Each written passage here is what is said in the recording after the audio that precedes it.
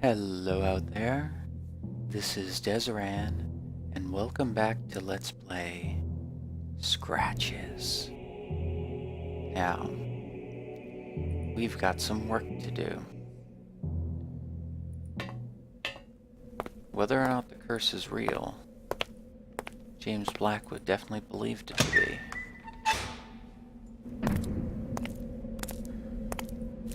And it might explain some of the odd occurrences that we've had in the house, the scratching sounds and the such. For now,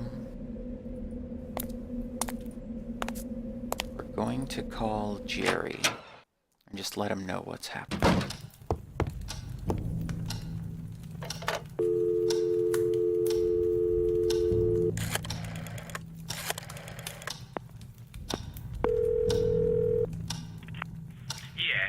Jerry, it's me. Michael, I was about to call you. Why? I've been thinking about what you told me, and you could be onto something there, but I'm worried about your safety now. This could be dangerous. What do you mean by dangerous? Well, let's suppose you're right, and James Blackwood is indeed hiding somewhere inside the house. He's a madman, a murderer, and your life could be in danger. Jerry, if James Blackwood is still alive, he'd be nothing more than a harmless, decrepit old man. I don't think I'd have any problem outdoing him. And what if he is armed? I'm willing to take that risk. He surely knows I'm here by now. What if he's waiting for me to leave so that he can escape? I can't miss this opportunity. The opportunity of what, for Christ's sake? Of knowing. I'm already too much into this, Jerry. And if I don't know what happened inside this house, I won't be able to sleep again. You're obsessed. You were supposed to finish your book, get some rest, and now look at this. What are you going to say to your editor? Who knows, maybe this whole episode inspires me to write that ending. I'm sorry. I can't leave this now, Jerry. It's too late. I can't believe this. I don't understand you. Doesn't the possibility of spending another night in that house with a creepy old man hiding in the basement scare you? I know what you're trying to do. Goodbye, Jerry. Michael? Michael! It's dangerous, do you hear me? Dangerous! You have to leave that place! I'll keep you informed. Okay. Jerry seems to want us to get out of here quickly. I'm going to go check. I believe we do have to find that body. But it doesn't look like it's clear as to where to look just yet. We need to try and wait for it to match that photo we found. Okay. Also, I do want to apologize for one small thing. There's been something I've neglected, apparently. That would be this. This would have been a lot of help if I'd known, or if I'd remembered it was there.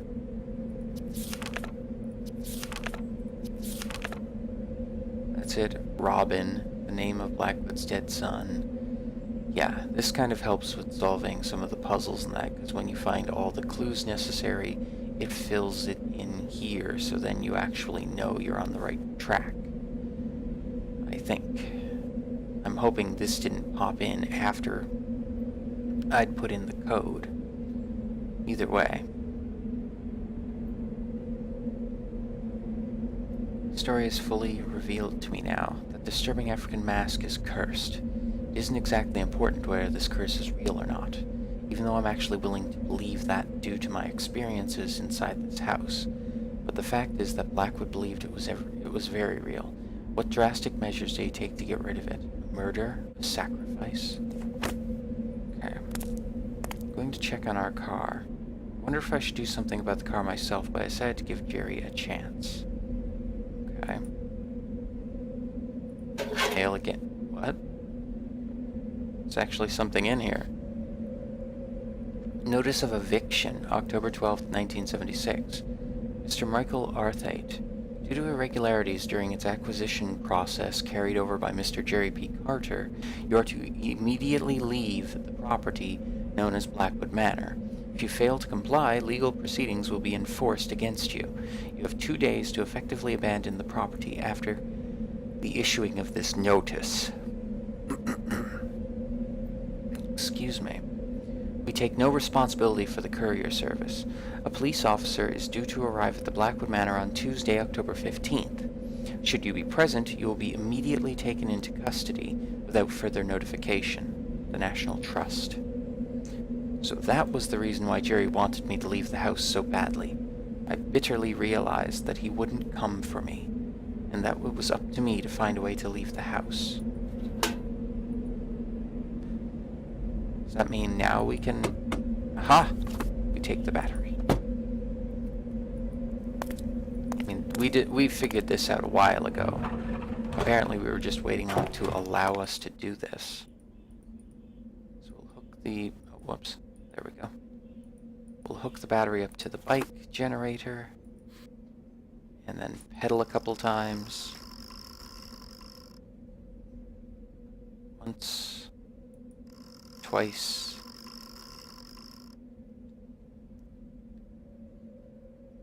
Third time's the charm. Okay. And we'll take our battery. Thank you.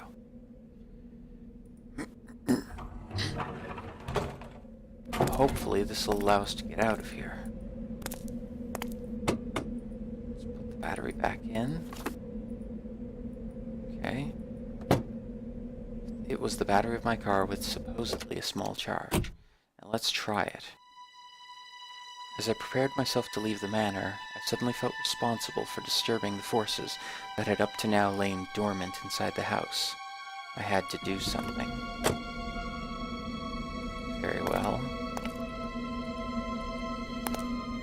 Okay. Well, okay. I've been thinking about this a little bit since the last part. If we are going to perform the shadow, it matches the photo now. Shovel. And up here.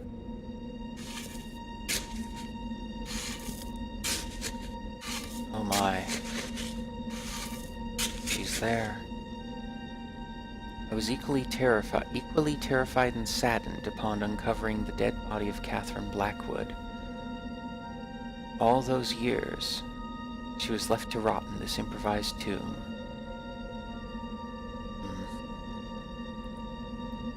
The corpse was all contorted and rotten beyond recognition. What horrified me most was the aspect of its teeth leaping out at disturbing angles. Poor Mrs. Blackwood. She seemed to be silently shouting at me, or rather crying. Okay, so I've been thinking about this. If we are going to do the ritual, it said we need something from a victim and a victimizer. Now, a victim could be Catherine here. Now, it mentioned the teeth. I tried to pull out a tooth without success. Doing my best to contain my repulsion, I pulled out a tooth from the body.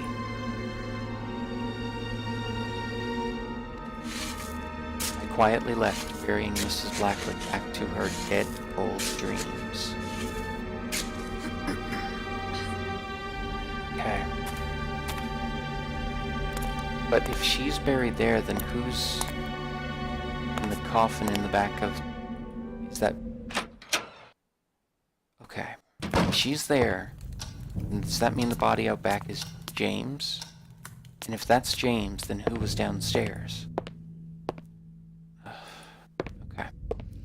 Well, I've been thinking about this a bit concerning the ritual. Now, it mentioned the victimizer. Now, I don't think we can get something from the mask itself. I don't think it'll work, and plus if we might damage the mask and make things worse. Had to be my imagination, but the mask seemed to be more menacing than ever. Okay.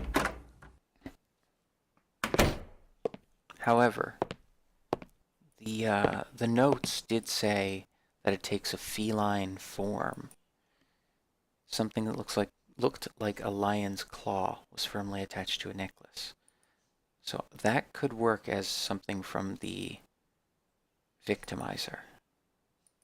Yep, we got it. Okay. And the drums are playing again. Oh boy. Okay, now it said we had to mix these together. But the portions of the victim and victimizer couldn't be too solid. I'm kind of working on this, like I said, in my mind since the last part. So what we can do, we can put the claw in here, grind it up. Okay. Get some claw powder. We do the same with the tooth.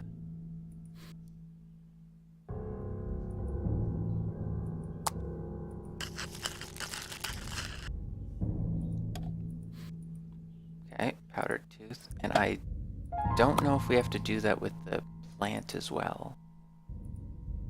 That wasn't useful. Okay, so we don't need to do that with the plant too. Okay. Now, oh, whoops. Let me go back in. We need to go to the stove.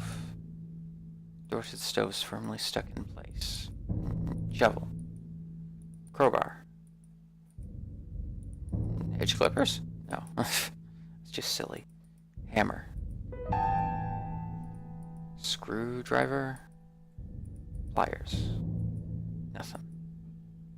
Okay, so we can't use this stove. Unless we can light it up. No. Okay, no, we can't use the stove.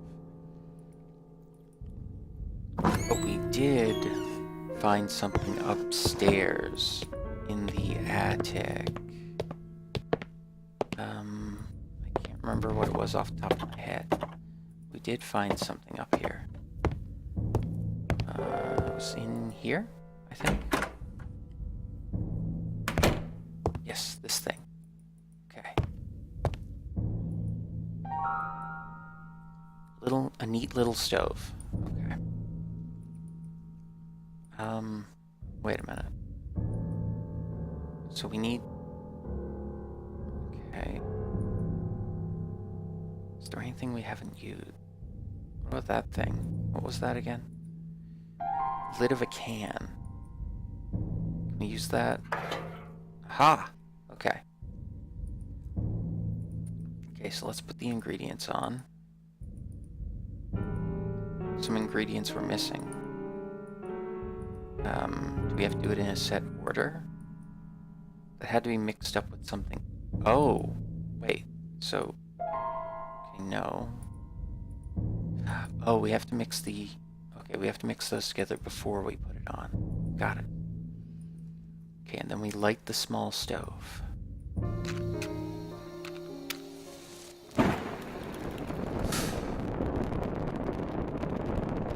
Whoa. And it solidifies.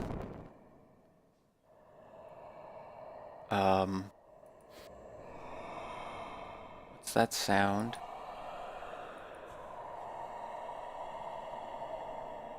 Oh dear. Stone felt warm to the touch. It was almost organic. Okay, so we used the stone with the branch. I attached stone to the branch and immediately felt a strange sensation. The amulet seemed to be vibrating. I was ready. Uh-oh.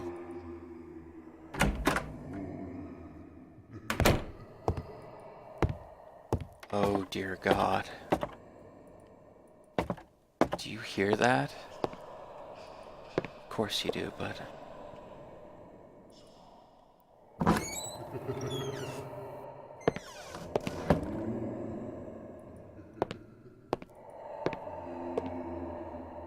Oh God.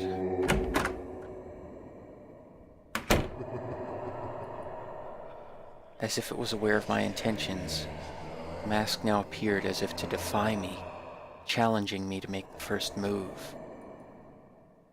All right, mask, take this. I waved the amulet in front of the mask, and then... At first, nothing seemed to happen. But then the atmosphere felt lighter, as if the house had been relieved of a monstrous burden. We did it? I think we did it. Nothing else seemed to happen. Okay. At least it didn't attack us. I think we did it. We have saved the curse of Blackwood Manor. I've possibly accidentally been calling it Blackwell. Let's pack everything up, I guess, if we have to. Okay. We grab the suitcase. No. Are we just gonna leave everything here? I guess so. Alright, well, let's leave then.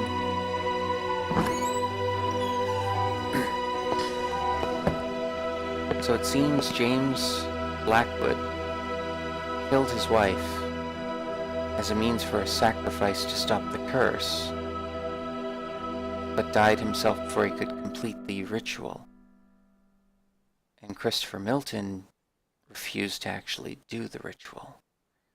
So that explains everything except for who's downstairs. Unless that's Dr. Milton.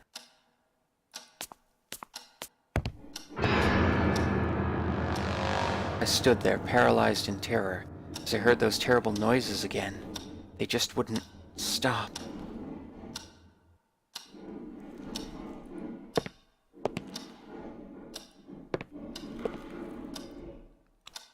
Wait, what?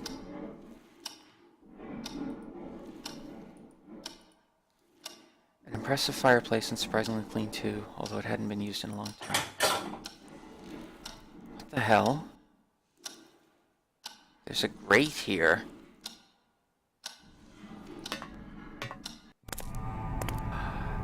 As I went down the fireplace, I couldn't shake the feeling of entering a forbidden zone, a place that had been and was supposed to remain forgotten in time. The passage was full of junk. The only noticeable feature of the room was a filthy and cracked sink. The passage was full of junk. Some pipes. Pipes rusted long ago were everywhere in here. That's that, grating. Is that the one out front? Oh my god. What the hell have I found?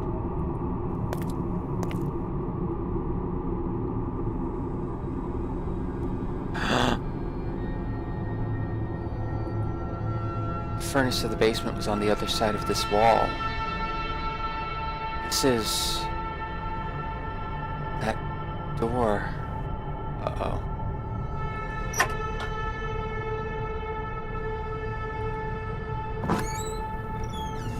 Oh dear. I remembered being soaking wet and shaking in fear, yet I just had to go on, as if driven by an unseen force. What the hell? Where is this person?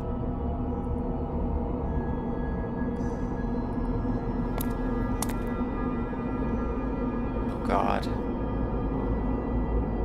There's a hole in the wall. There were remnants of food on the table. Someone or something had been eating down here.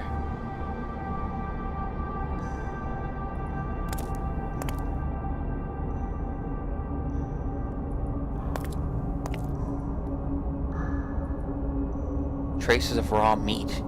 It appears as if they had been dropped through the grating. That's the grating out front, I think. Someone's been dropping in raw meat. But why... if the doctor had been down here, why would he... and who would... what the hell is going on? A disgusting teddy bear covered in mud and dirt, was lying on the ground. It appeared to be bitten. It appeared to be bites that had ripped its neck. Suddenly the words of William Bailey concerning the body of Catherine Blackwood echoed in my head. Ripped, she would say. Some fresh water was dripping from a pipe. So there was fresh water. There was water down here for someone to survive on. Oh dear.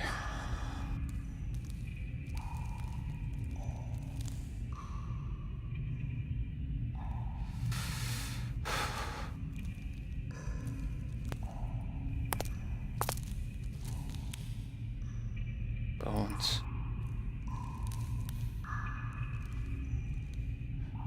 What the? Oh my god. What the hell? Holy shit!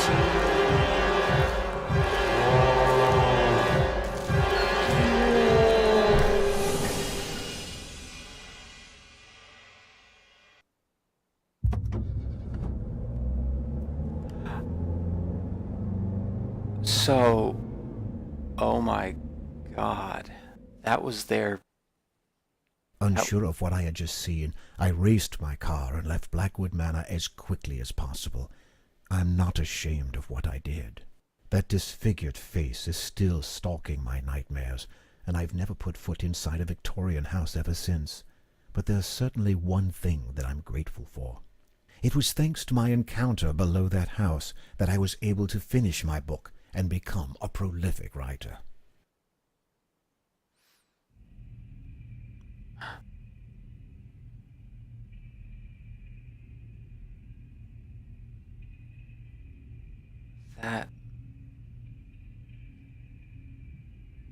That had to have been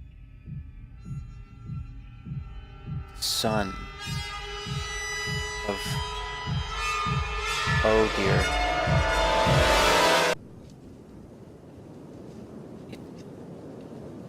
It dug its way out.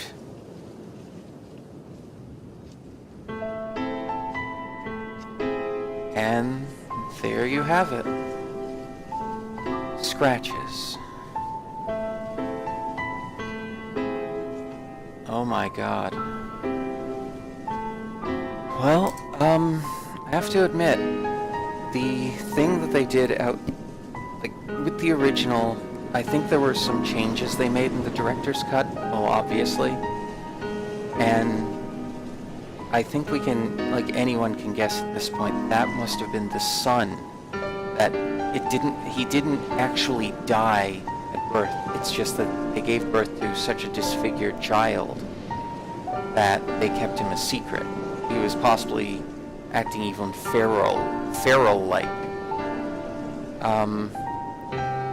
Now, I'm going to see if I can skip the credits here, just because I've had problems before with credit sequences causing copyright matches in this oh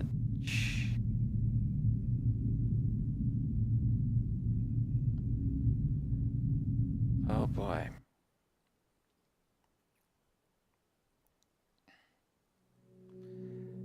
Oh, and there we go. Scratch's director's cut. So I mean, obviously, that was the son who accidentally killed the mother, Catherine, and then James had to cover it all up.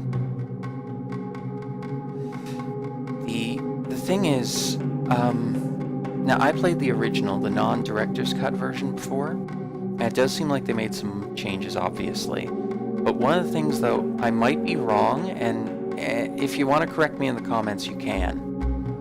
But I think in the original, before the director's cut, he wasn't, like, the son wasn't this disfigured person. It was actually a cat person, kind of like a large,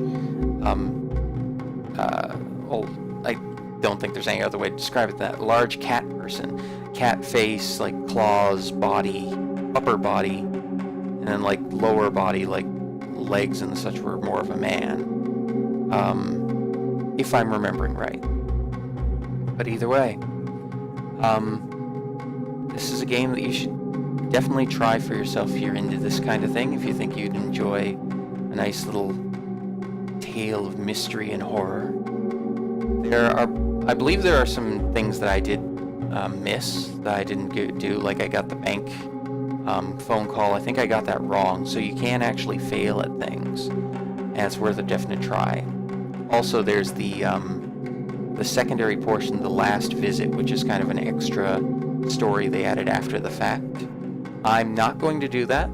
I'm leaving that for anyone who's watched this to try for themselves. And hopefully, like I said, you'll give this a try. Dark room at night, and it will get to you. The ambiance and atmosphere will get to you.